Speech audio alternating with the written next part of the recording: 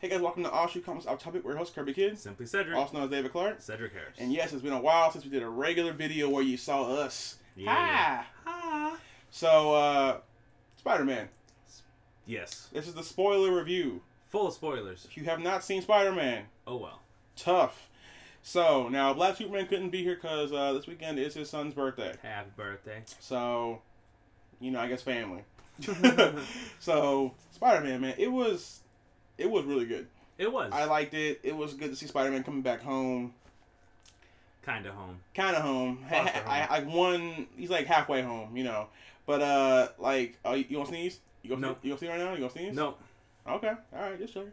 All right. So, as we said in our small video, Zendaya is Mary Jane. Obviously. Which, they avoided that, not because they wanted to surprise you, but because they were afraid because she looks nothing like Mary Jane. No, the supermodel that Mary Jane, no. Look with nothing red hair. like a redheaded supermodel. No, not even close. No. She acts nothing like her. No. But whatever, Spider-Man's home. That's fine. They took a lot of details from Miles Morales' story. Yeah. In this, but there's also a nod that he might be in this universe. There's a point where Spider-Man traps Donald Glover's character on his trunk, and he's like, "Hey man, I got a nephew that lives in this neighborhood." I'm like, "You gonna be the Prowler? Is that what you're gonna be? You gonna be the Prowler?" He's but the best part of that scene was like, "Hey man, you gonna let me go? I got ice cream in here." He's like, "No, you're a criminal. You deserve this. You deserve this." He's like, my ice cream. He's like, "It's gonna dissolve in 3 hours." Like, man.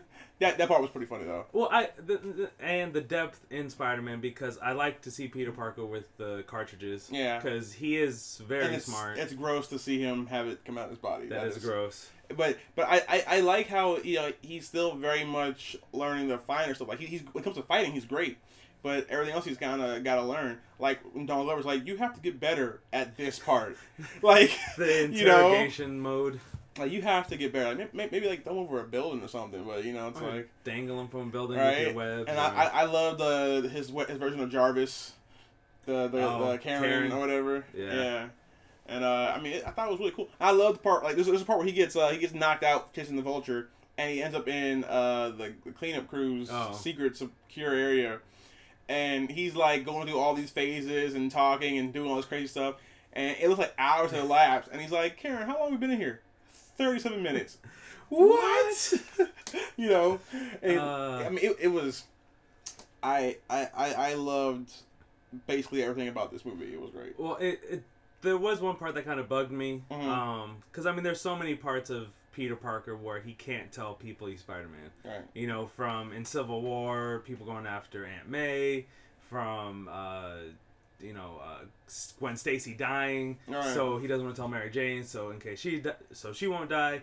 But I felt like he was the Iron Fist of the Sony Marvel shared universe, because Aunt May knows at the end of the movie. Right? Yeah, so she found out at the end of the movie. His Asian best friend knows. Miles Morales' best friend knows. Yeah. Iron Man knows. Vulture Pepper knows. Pop. Pepper. Yeah, Pepper. Well, knows. Everybody in the Vulture Avengers knows.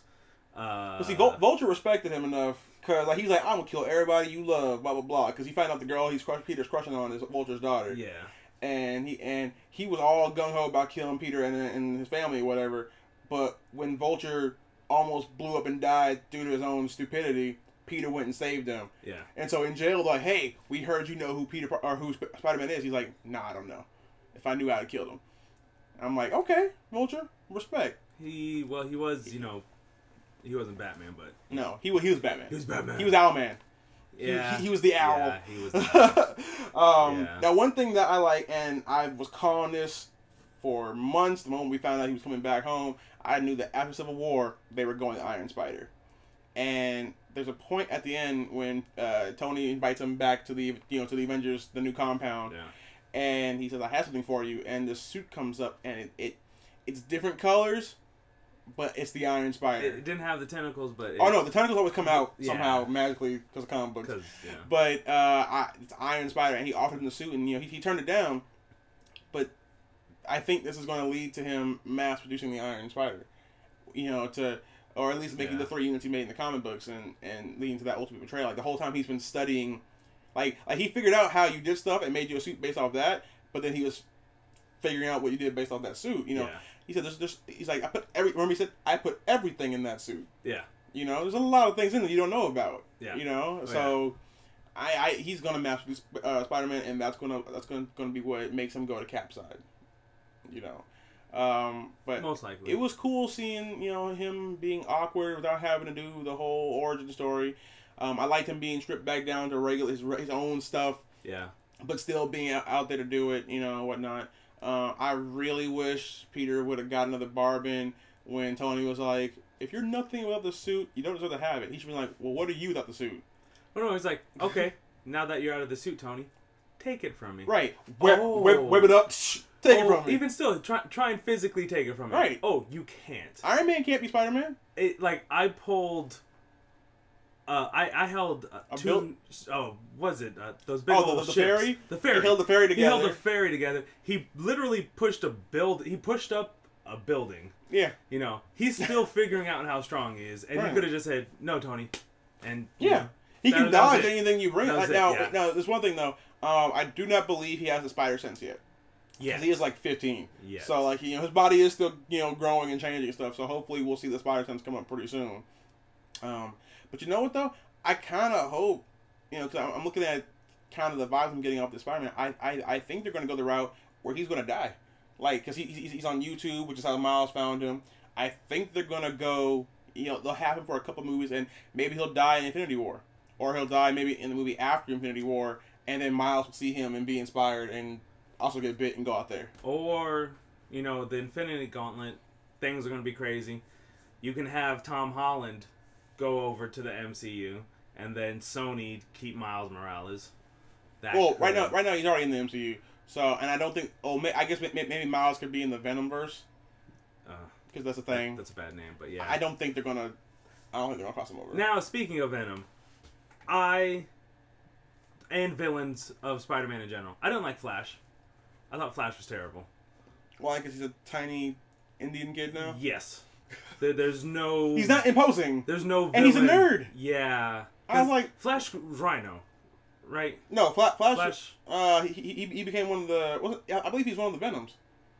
A Venom at one point. Because I think he was Agent Venom or anti-Venom or something. Oh yeah, but even still, not imposing at all. He wasn't even that funny. He was shorter than Peter. It wasn't even that funny though. No, he wasn't funny. And then no mention of Eddie Brock at all.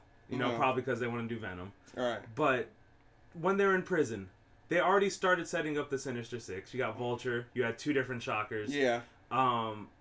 You're setting up the Sinister Six. Have Cassidy somewhere. No, I think Doc Ock and the rest need to come first. Well, even no mention of Doc Ock. Obviously, Doc Connors, he's not in college yet, so he can't talk to him. All right. But, other than Vulture, who Michael Keaton did a great job of being not Batman. He's Michael Keaton. No, he was Batman. He was evil Batman. This is Flashpoint Batman. Well, I know you probably didn't see that movie, the Birdman movie. No, because it was a movie about him being Batman, right? Yes, pretty much. I mean, again, he was just Batman. So he's been Batman, he's been Birdman, he's been Vulture, but same. Yeah. He's always some sort of flying thing. Who has a gruff voice. He was scary. Like he was. And the cool thing about him, one thing I like about him is that I don't think he was evil. He was betrayed by the system. Yeah. And he did what he had to do to protect his family. Yeah. And when you came at his family, he took you out. Yeah. And like when the first Shocker, when he was like he was putting everybody at risk. He's like, you're putting not just me but everybody at risk. Yeah. You have to go. Yeah. I thought that was a gravity gun. Right, and I can respect that. Like he's not the yeah, right.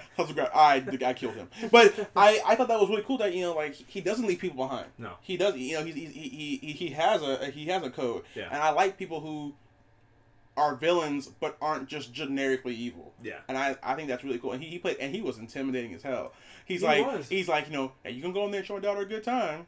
Now I just saved your life. What do you say, Peter?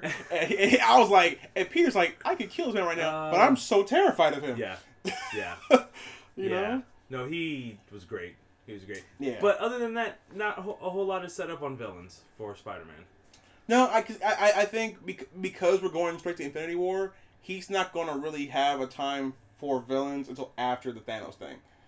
And I think that's been true for everybody since Avengers. There's no more time for other little petty villains. It's now time for Thanos, who's probably going to have all the villains work for him or something.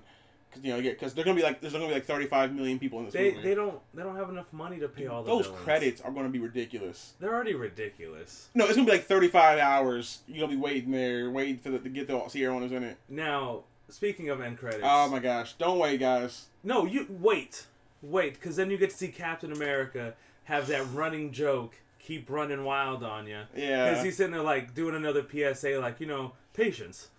Patience is, a virtue that you really need to practice. And he's like, Sometimes it pays off. Yeah. Sometimes it doesn't. Like now.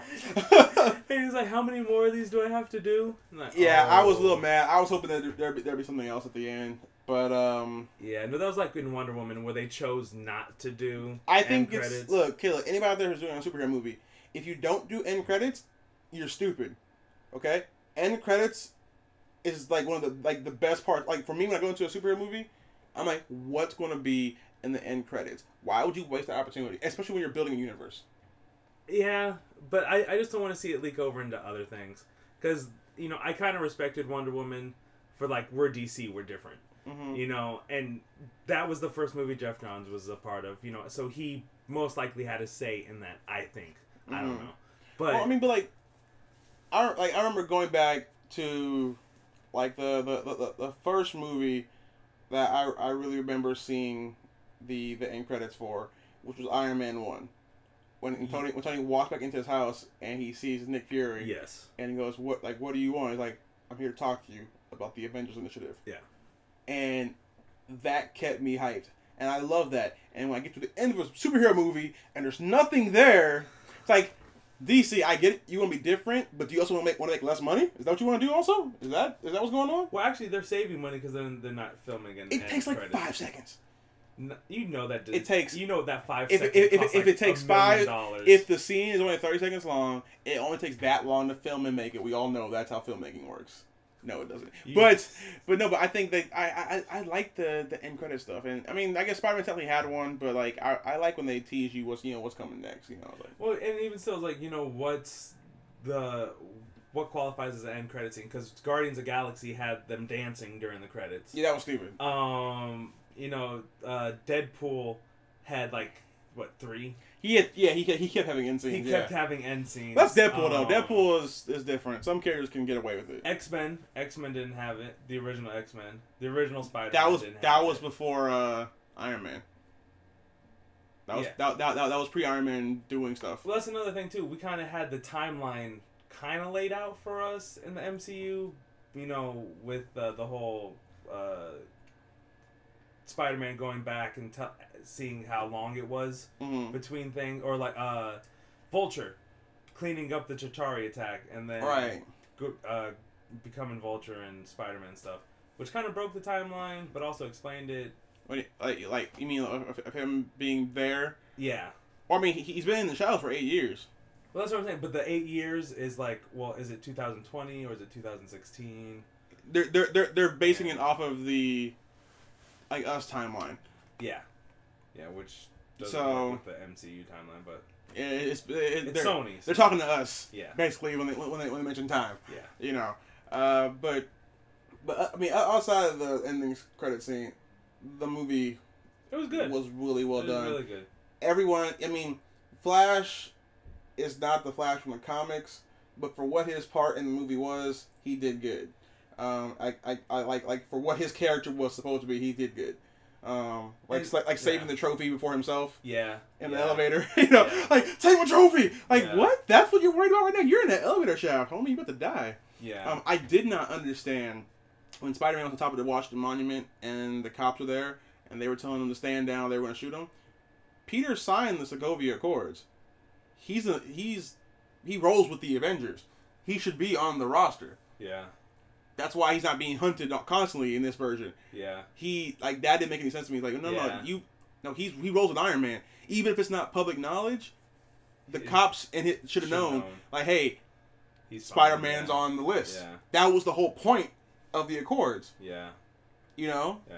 I mean, and like, yeah, you should wait for orders, but when something's happening right in front of you, they're not going to make you wait for orders if it's happening right in front of you. Well, not only that, but it was funny with Hannibal Buress actually making reference to, yeah, we're doing the Captain America fitness challenge. I guess he's a war criminal. I don't know. Yeah, he's a war criminal. Like, Hannibal Buress is just like he's only in there for like 5 seconds, but it was a great 5 seconds. Well, and that's what, shout out to the Spider-Man team.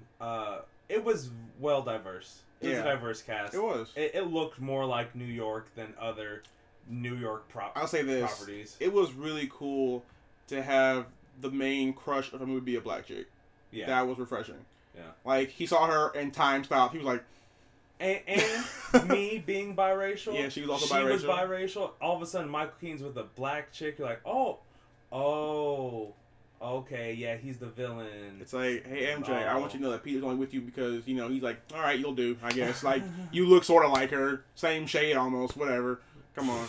but no, it was like, I liked everybody. I liked the debate team. Like, they were in it that much. But, like, the one kid, like, from Africa, he's like, what did they tell you about using the bell for comedic purposes? Flash is wrong. Yeah, exactly. Flash is wrong. But no, I liked it. It was, like, it's not exactly like the comic books. For what it was, I liked it. Yes. Yes, it was a breath of fresh air. This is one of the few movies where I actually didn't have any problems. Like, normally I'm writing my own movie in my head when I'm watching these movies, but I didn't have any problems. I thought it was good. Like, for me, I think Homecoming is probably in the top 5 of the MCU for me right now. I think it's that good. Like, obviously, like, it goes, for me, it goes like Iron Man, because that started it. Mm. I don't care what no one says. I liked Incredible Hulk. You can all suck it. Avengers 1, which is really good. And then Guardians 1. And then Spider-Man. I needed a little more time to think about it. No time. On the spot. Go. Top 10 then. Top 10. How many films are there? Well, like, I'm including Deadpool. Oh, I don't include the non-Marvels. It's a Marvel property. Is it? Ask Fox. Well, no, cinematically, it's not, but it is a Marvel property. But yeah, it's definitely up there. Because, I mean, Avengers was Avengers. That I remember that one wide shot with the Avengers, right? And thinking like, finally, like in the circle shot. Yeah, I love the dude. My nerddom just. I didn't cry when it came on, but like, yeah, I was close. That was a big moment for And Hulk going, oh, like oh. But I think Ragnarok, if it is as good as it looks like it's going to be, might end up being my favorite though. Just for that one scene, he's a friend from work, like. Yeah. I know we hate when people react to things that they saw in the trailers in the theater, but I will react crazily to that scene as well. Because it's going to be great. It's going to be a good one. But guys, Spider-Man was great. I mean, it was. Go see it. It is. I mean, it's pretty. I thought it was perfect. I know other people are probably going to have issues with that, but I loved it. Nitpicky at best. Yeah. In my book. Vulture was good. I didn't believe Vulture could be a movie, by himself movie villain, but then they bought Batman into it, so that solved that. I wonder if Michael Keaton is tired of being flying people. I think he's accepted it. I think he's accepted. I'm just a guy who has toys that flies. Yeah. And that's me. Gravelly voice. That's me now. I mean, it's not a bad look. Hey, though, I bet you his bank account don't care. But it's cool that he basically. I think at this point, every big movie star is going to end up in the MCU, or DC. And I think even people in DC are going to end up making that jump over to Marvel at some point. Remember, Batman was Daredevil for a time. Yeah, and Ryan Reynolds was Green Lantern. Yes. So that means Idris Elba can be Jon Stewart. Oh, dude! One of the trailers was the Gunslinger. Or was it Tower? The Dark Tower? Or whatever? Dark Tower, yeah. Dark Tower with him being a gunslinger? First off, that's going to be a dope movie. Yes. Like, I don't see Stephen King movies because he terrifies me, but I'm going to see this one, though, because he be killing people. He's just like bam, like, I killed my heart. I like, when I kill you, I mean it. Right. I'm not just pulling trigger. I want you to know that I want your life to end. Well, he's reloading in midair. And he's like, are there guns where you come from? He's like, you're gonna like Earth. Dude, I can't wait to see. There's probably gonna be a scene where he goes to like a gun store and he's gonna be like, he'll probably be crying like, this is beautiful. Yeah. But and even McConaughey looks like he's gonna be a good villain in that. McConaughey, ever since True Detective, McConaughey has been up in my book. He's been on it these last few years, man. Like I never took him seriously as an actor. No. But him being like that Death Satan figure, I'm like, this is not all right. This is you going, I'm going to end the world real quick. I don't think you've seen True Detective. No, I haven't. Is that a movie where superheroes are in it? No, it's a TV show on HBO. Oh, no. Been there. Yeah, he is amazing in it. And yeah, you totally get the whole he's evil. Okay. Yeah. But yeah, like that was a good trailer. I just had to mention that. That was really cool. I'm actually gonna watch that. Idris Elba is Jon Stewart and 007. You know, like in that movie, basically he's Jon Stewart with guns. In that movie. He's 007. You know what though? Like, here's the thing. 007 is okay. Like, it's a cool series of movies. Green Lantern is better. Yeah. Because there's a 007 movie, what, every 3, 4, 5, 6 years or whatever? Yeah. Green Lantern, there's going to be a movie with him in it probably every other year. Plus... every couple of years. If I had to choose between Green Lantern and... no, Green Lantern. James Bond, I'm picking Green Lantern every time. Every time. That's why I have Idris Elba Green Lantern on my wall. Yeah. So, I would like, please, DC, look, just pay him enough money to break that contract, because Marvel's giving him action scenes right now as Heimdall. Because they're trying to hold on to him. Let's just nip that in the bud. Hey, you know what? Maybe, I hope Heimdall dies in Infinity War. I hope he dies and they don't bring him back. And he gets that call from DC. You want to be Jon Stewart? Yeah, I want to be Jon Stewart. Or probably saying some British accent. Like, Idris Elba, you have been shown to have strong willpower. That would be a cool way to announce it. Like have him like out to dinner somewhere or playing golf, whatever, and have him just throw a ring in his head.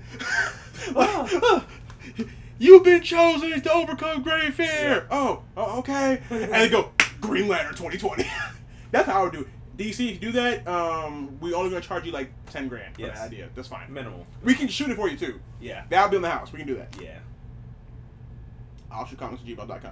But anyways, though, guys, that was what we thought about Spider-Man: Homecoming and Marvel stuff in general. Let us know down below what you thought about it and everything. Just so you guys know, I think I said it already once before, but we have another Bluefin employee in the house. He'll be starting on the 17th, which is also our first day going down to SDCC. So for that whole week, we're going to be down there in San Diego. Whoop, whoop. It's going to be crazy as hell. I'm going to try and do some video updates because I know it's Comic-Con. And I think I should probably be getting a day off at some point. No days off. Oh. Team no days off. Okay. But hopefully I'll be able to show something, while I'm down there. But yeah, guys, Bluefin in the house. We have some things that we're going to be doing, utilizing the hookup we get now. It's going to be great. AX was great. We went to a Gundam Iron Blooded Orphans rap party. That was dope. With the cast and the crew from Sunrise in Japan. Yes. We get to meet all the voice actors. We get to watch an episode of Gundam Iron Blooded Orphans with the cast of Iron Blooded Orphans. Yeah. Because whoop whoop. We're gonna do a video about our experience at AX. We're gonna do that because that's that deserves to be a whole other thing. Yeah. But until next time, guys, we've been your host, Kirby Kid. Simple Cedric. See you later, guys.